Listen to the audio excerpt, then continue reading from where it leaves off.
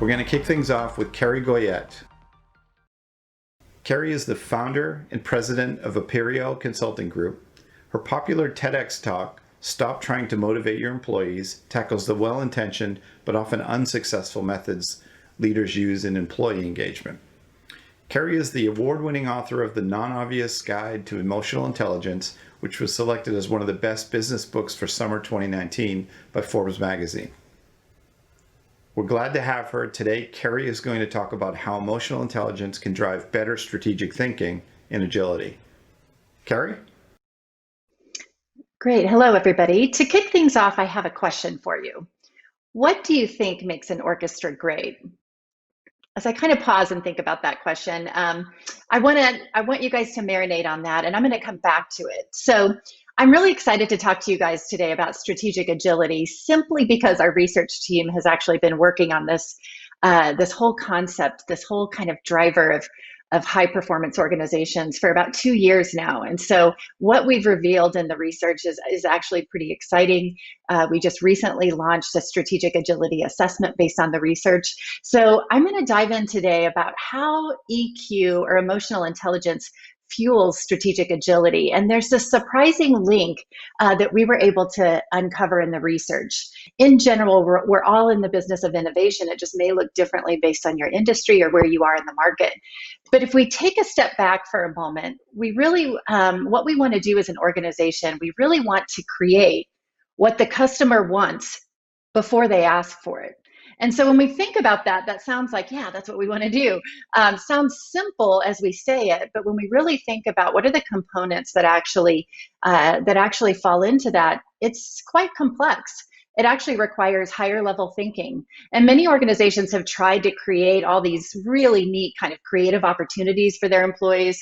They've tried to create really cool creative environments, whether it's ping pong tables or pods, sleep pods. And that's all great. That's great that organizations are diving into that.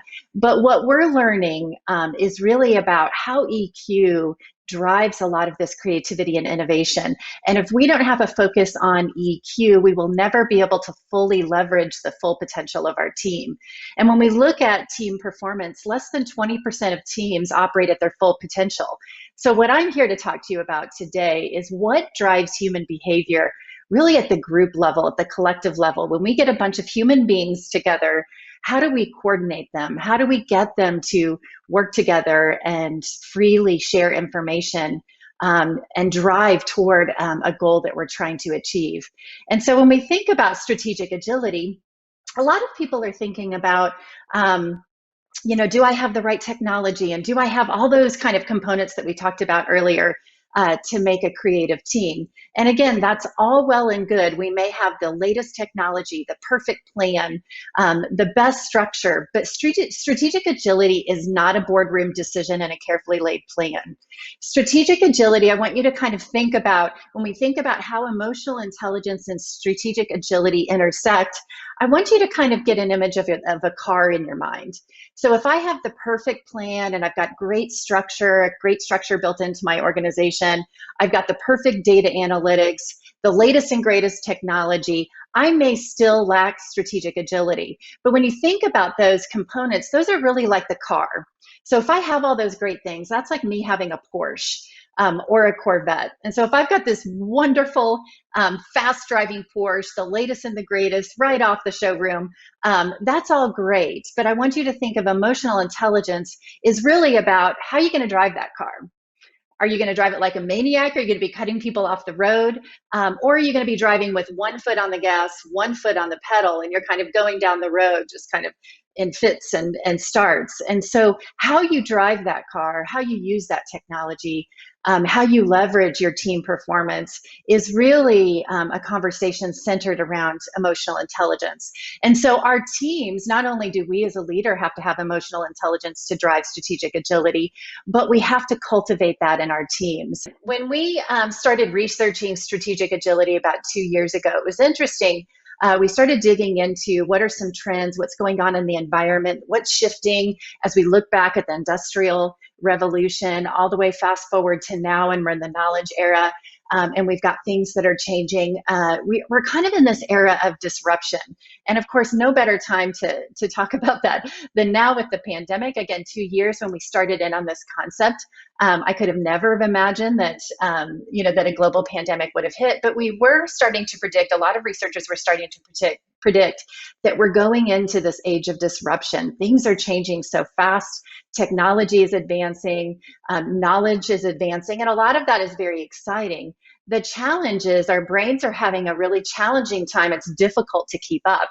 And so disruption is here. We have the best example of it now with the pandemic. And so we have to learn how do we need to adapt as humans, as leaders, as teams, in order to not just survive in this type of disruptive environment, but how do we actually thrive in it? So for a minute, I want to dive into the brain science a little bit and talk about why this is so incredibly important.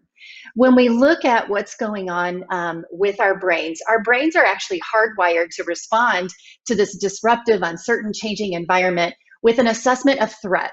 So it perceives it as threatening. So managing behavior is really about managing our emotions.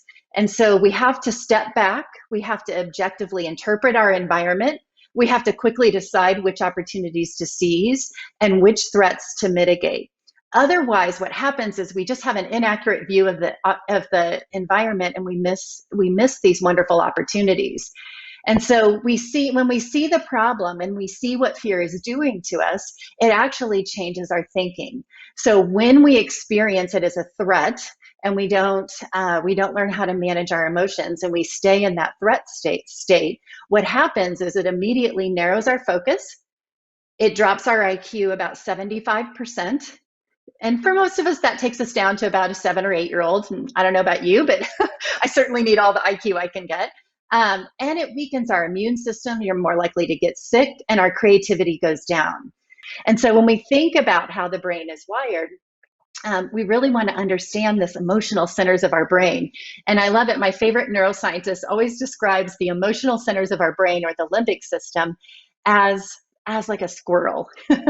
So it's the squirrel part of our brain. And I love a good visual. And so squirrels, if you think about it, when nuts fall from the tree, and a squirrel, is kind of down at the base of the tree, and it's gathering nuts and it's munching on them. And all of a sudden a twig drops. What does the squirrel do?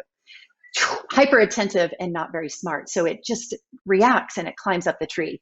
That's exactly how our limbic brain acts. And so what we have to do is to say, okay, that's a response. I have a sense of fear. I responded to that. Now, how do I get to my prefrontal cortex, or the thinking part of my brain? And this is where I want people to start to really channel their inner sage. So whatever sage visual that you have, I want you guys to channel that. And we have to start moving ourselves as a leader and our teams from the fear state to just responding and reacting to the thinking state, and looking at how can we start to actually realize our full potential? How can we really get to the thinking part of our brains and become very creative, use that creativity to drive innovation and come up with creative solutions to a very uncertain environment.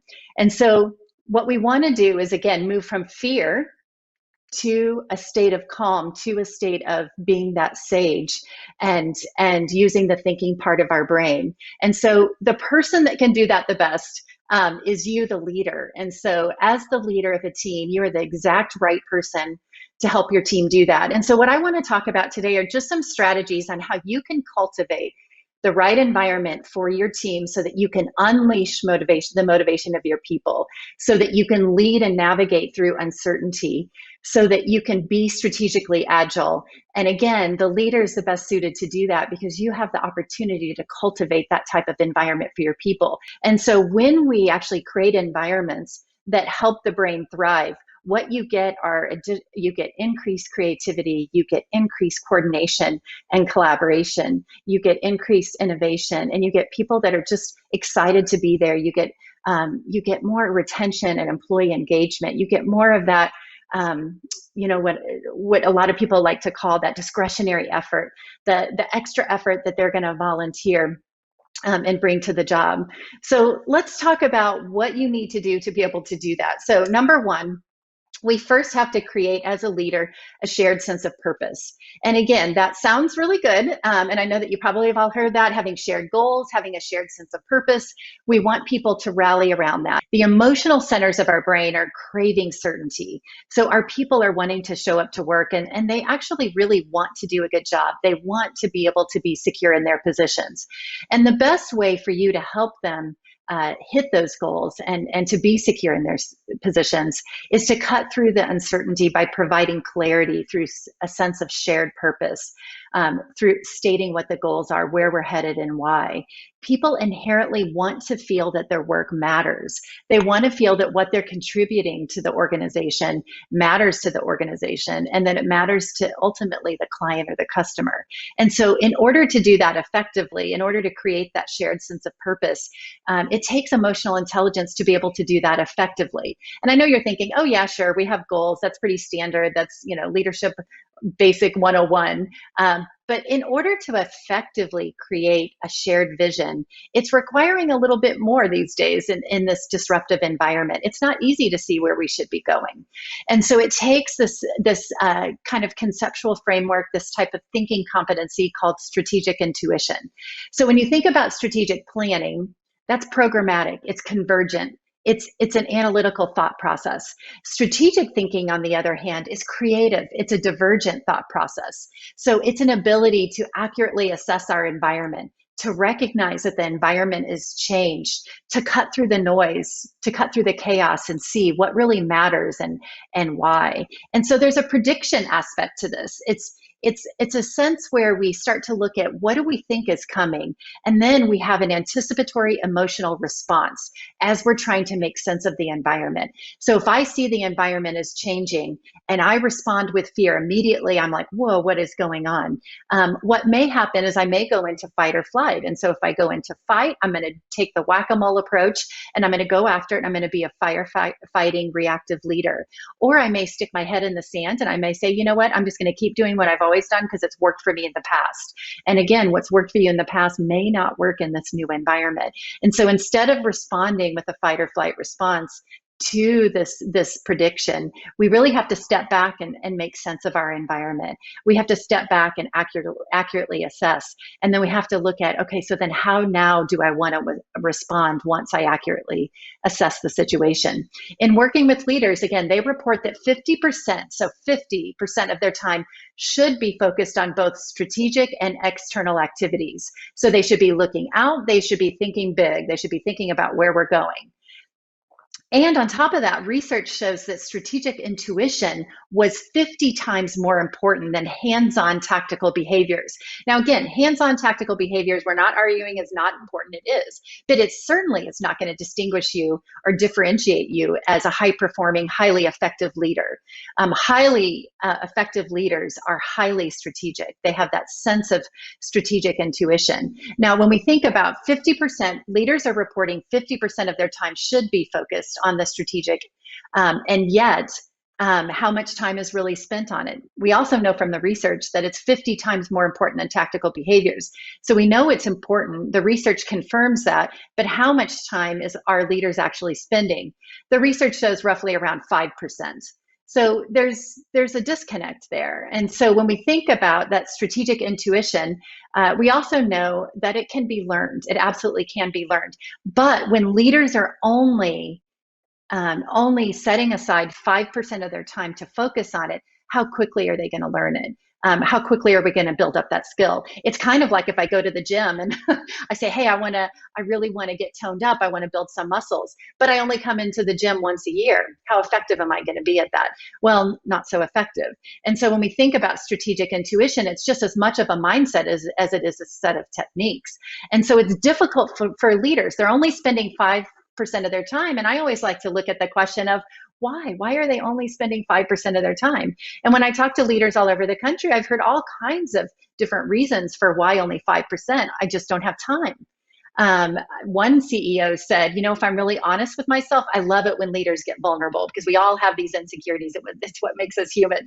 But one CEO said, when I'm really honest with myself, I just feel like it's not as valued. I feel like I'm not doing anything. I feel like when I'm just, you know, being very tactical, it feels good. I'm getting things done. I can check it off my list. Strategic thinking isn't like that. It doesn't feel as rewarding in the short term. And so that's what kind of led us to, we found that it's hard, it's more divergent thinking, it's more creative, it takes setting aside time, it takes discipline, it takes impulse control to be able to build up the habit, the really effective habit of becoming a really good strategically intuitive leader. But on top of that, we found the environment is not your friend here, leaders. Again, the environment takes a lot of impulse control. We found that tactical responses to immediate demands are often rewarded over long-term vision and planning. And so in the workplace environment, what's rewarded is just very tactical firefighting responses. And so again, it makes us feel good. We're rewarded for it. Why in the world would we take time out to do something that's harder, that we're not sure if we're going to do very well, we're maybe a little bit insecure in? And so emotional intelligence clearly reflects a whole-brained approach to this thinking and behaving.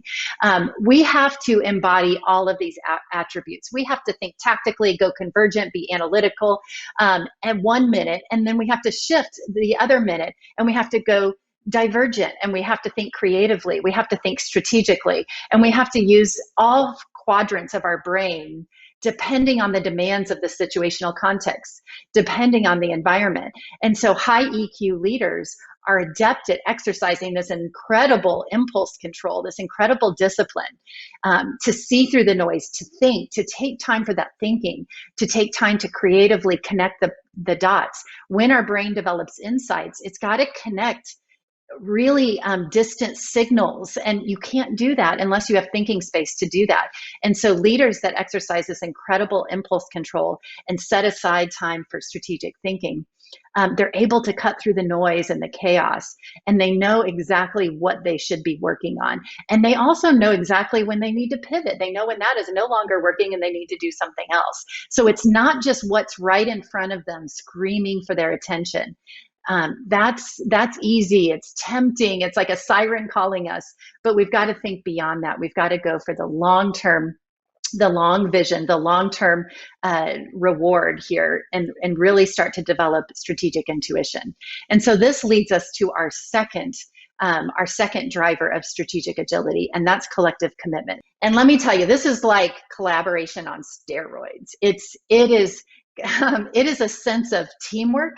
It is a sense of we pull together and we coordinate in a way that makes us better, that the sum of this team is significantly better than the individual parts. And so when we look at collective intelligence, when we look at that collective IQ, the best predictor of collective IQ is not the average IQ of a group. It just simply is not. And I think that's how people hire today. They look for the smartest person with the most experience. And I had, a very prominent organization, I won't say who it is, but at the very top, they kept hiring all these lawyers from Harvard and Yale. And what they found was they weren't very effective. It had nothing to do with IQ. It was because they couldn't get them to coordinate and collaborate and share information. And so the best predictor of collective IQ is not the average IQ of a group, but it's how well they coordinate and share information. And so when we study, when we look at collective commitment, one of the things we do with teams when we analyze team performance is we actually study how information flows. Is it flowing up? Is it flowing across? Is it flowing down? How freely is information flowing? And that's the best indication of collective commitment. And so let's go back to the brain science on this. Let's kind of take it back. Why is collective commitment so important? Why is that free-flowing information? Why is it so critical to drive team performance? And so I'm going to kind of take you to a little kind of maybe lesser known body of research, although it's becoming much more known because it's been validated time and time again. But there's this theory called social baseline theory.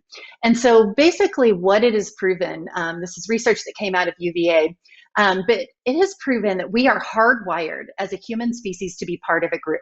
Our brain is really designed to assume that part of our being that part of our just design is really how we are in relative to others. So are we a part of a relatively predictable social network that is characterized by familiarity, joint attention, that shared purpose, and interdependence?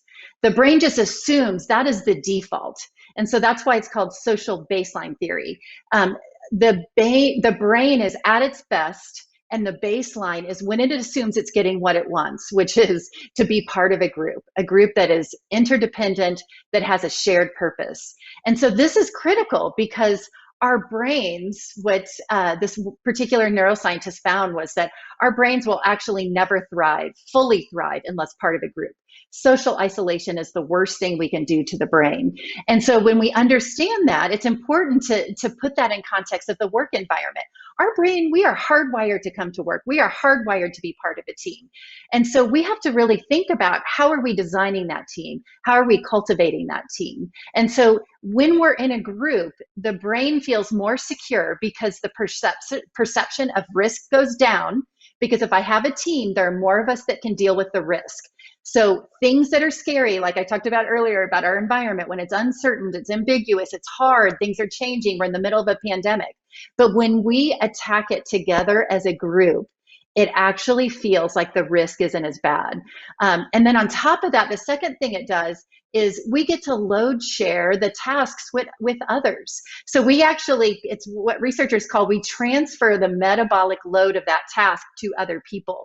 So even if I have a good friend who's standing next to me and I'm looking at a picture of a mountain, and a researcher asks me, hey, Kerry, can you evaluate the slope of that mountain? Just by having a friend standing next to me, I evaluate the slope of that mountain as less steep. So it changes the way we think about it. It changes our mindset. It requires me to do a lot of empathy, to be empathetic, to think about what kind of information does my team member need. It requires me to do some perspective taking. Okay, I don't work with that other team, but they are downstream from my process. And so what is it that they need that I may not be providing them? I worked with a team that was very dysfunctional, and you could just see at every stage of the process, there were just bottlenecks. There were barriers to sharing information. And it was ultimately mistakes that cost the organization several hundreds of thousands of dollars because the process was not working as intended. And so again, are we freely sharing information across? Are we perspective taking? And we also have to use some judgment, some consideration to think, what information is relevant? I don't need to share everything, but what information does that other team need to know so that they can be effectively set up to do their part of the process correctly? And so that is, again, it sounds simple, but when you're in the day-to-day, it actually takes a lot of emotional intelligence to be able to consider that and think about that. And so under stress, remember, under stress and uncertainty, we as humans become more self-centered, our focus narrows, and we don't see kind of the opportunities to communicate, to collaborate right in front of us. And so as a leader, you can help cultivate this by being a role model yourself, by setting up processes to ensure that information is sharing freely across the organization, and by rewarding. The most important thing is to reward and recognize collaborative behavior from your group, and you should be hiring for that. Don't just hire for top performers. I've seen a lot of top performers, kind of probably one of my best examples is one with 2 Ivy League degrees, and he ended up getting fired. And it wasn't because of what he didn't know. He was brilliant. It was really simply about because he couldn't coordinate and couldn't collaborate with others. Therefore, they never could fully realize the full knowledge that he had. They couldn't fully access it. And so when we as a leader create that collaborative culture, we actually make it easier for our teams because it simply feels easier because they're load sharing with others, and it makes the task feel easier. It also feels less risky. All of a sudden, the environment doesn't seem so scary. Why? Because you know what? Gosh dang it, we're in it together. And so social baseline theory has taught us that if we just focus on the individual, we are missing the mark. I think so many people want to focus on individual human behavior, but you're missing the mark completely. When we just focus on the individual, and we only focus on individual human behavior, we're only considering what could be, the potential of that person. But we learn that when if we just focus on what the individual is capable of, That's one thing, but we have to really consider, but what is our reality? And when we consider our people in the context of their social environment, now we see what they actually do. Now we see the new reality. And so to me, this is far more important. I want to see, am I creating the environment where people collectively work together? And so the key is our brains make decisions on past experiences. It's highly emotional and often skewed. And so the key to unlocking agility is to really to start to master our environments. So let's go back. I asked the original question, what makes an orchestra great? So let's think about that. What makes an orchestra great? It's often these unseen inner workings of each player on stage, backstage, training, practicing, how they adapt when they notice somebody is off a little bit, somebody else adjusts to compensate for it. So they're constantly adapting and being very agile in their environment. And it's a sense of commitment, a collective commitment to, we're going to make this beautiful music. And so if your organization were an orchestra, you guys need to figure out how to play music together. But what's challenging is you've got to play music in this environment. So you're in the subway, it's crowded, it's chaotic, you can't hear, and the stage is not always perfectly set. And so that's the environment that we're working in today, and why strategic agility is so absolutely critical. However, by focusing on strategic intuition and collective commitment, building emotional intelligence in your groups, you actually help create the conditions where people will not only survive in this chaos, but thrive. They're going to recognize shifts in their environment, because what I'm going to do is I'm going to challenge you to flip that uncertainty, to flip that chaos, to flip that fear, and turn it into an opportunity. I want you guys to make beautiful music. So thank you. I appreciate you having me here today.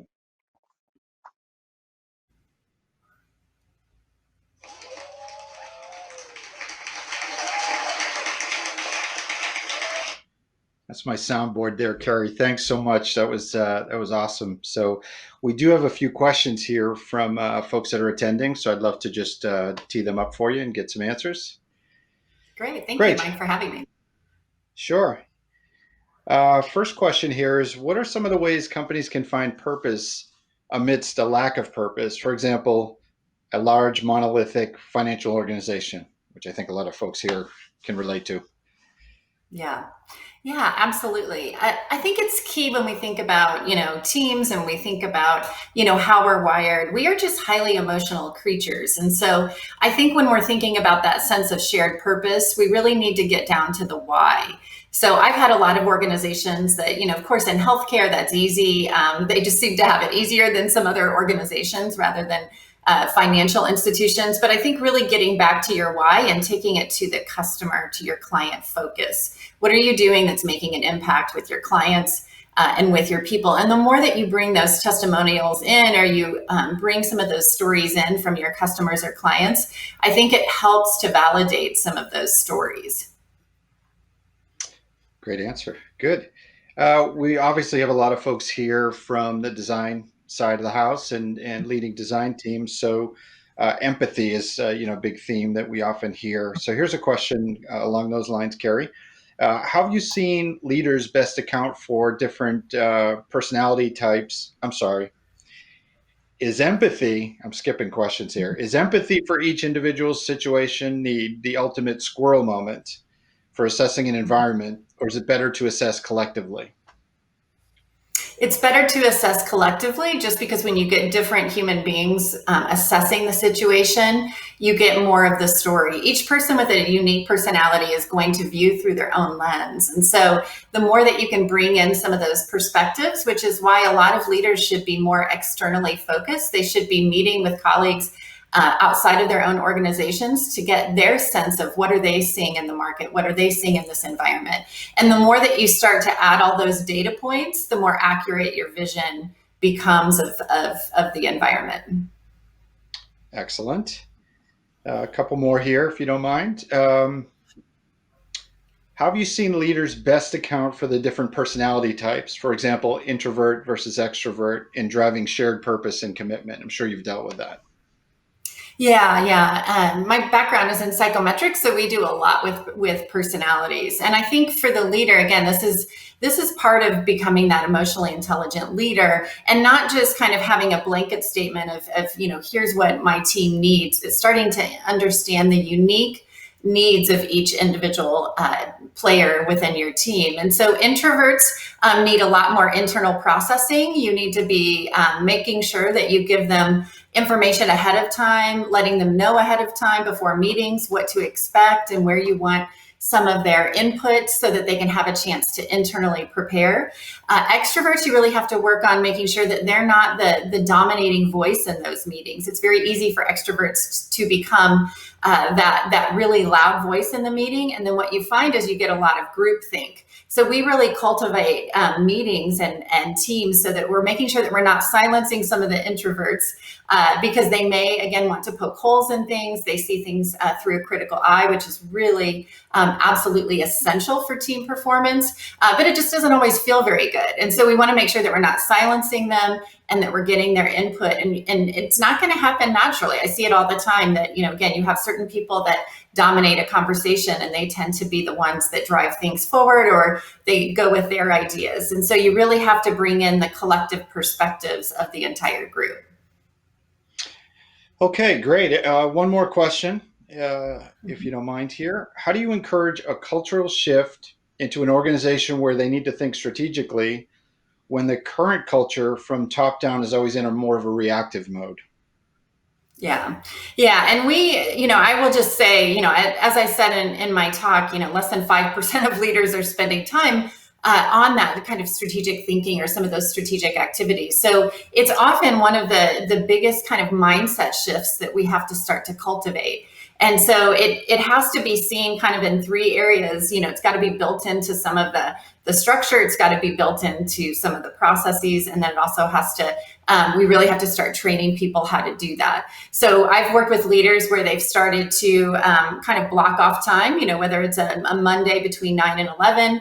We're not going to send emails. We're not going to do anything else, but they're very disciplined about we're going to protect that time for our thinking time or strategic thinking time. So they build into their processes and they start to become the role model for their teams. And, again, that's where leaders, they hold 70% of the variance of their the engagement of their team. And so people will really look to that leader. And so it needs to be built into what are we rewarding, some of those structural components. Are we rewarding strategic thinking, or are we just rewarding the tactical behavior? Do we have processes in place that support that? Are we protecting people's time so that they can have that thinking space? And then also, are we training people? Are we asking them like, okay, what happened from that experience? What did you come away with after you had that conversation with another organization? And so the more that we can start to cultivate that mindset, the more effective we'll be. But it's a process. It's not a one-time event. And so that's the other thing that makes this challenging and requires a lot of emotional intelligence is that it's not a one and done. We can't just say this is what we're going to do. It's a process that we have to cultivate. But I have seen leaders shift teams to be much more strategic in less than 6 months' time. Takes discipline. It's a process, so you've got to stay on top of it. Yep. Kerry, great. Thank you so much for being here. I'm excited that you kicked us off today. So thanks so much for joining us. Appreciate it.